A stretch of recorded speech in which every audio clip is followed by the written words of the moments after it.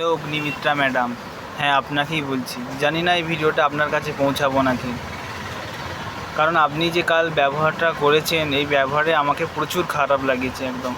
ভোটের আগে তো আপনি হাত জোর করে ওই গরিব মানুষের কাছেই তো ভোট চাইতে চেয়েছেন, আমরা দেখেছি সেটা।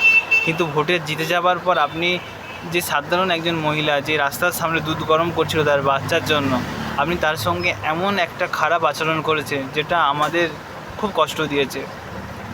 মানুষ ততটাই কষ্টই থাকলে তবে সে রাস্তায় এর সামনে ওই তেরপোল ছেয়ে বা ওই কাঠের উনুনে দুধ গরম করে বাচ্চার জন্য।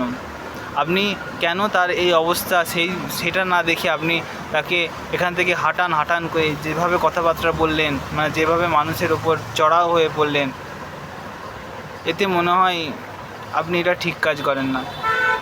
জানি আমার এই কথাগুলো বলা উচিত নয়, তবুও আমি থাকতে পারলাম না। এই কথাগুলো আমি বললাম, স্পর্শ করে বলা দরকার। আমার মনে হয় আপনার ব্যবহার খুবই খারাপ হয়েছে। আপনি ব্যবহার ভালো করুন, আগে ভালো মানুষ হবার চেষ্টা করুন, তারপরে রাজনীতি শুরু করুন।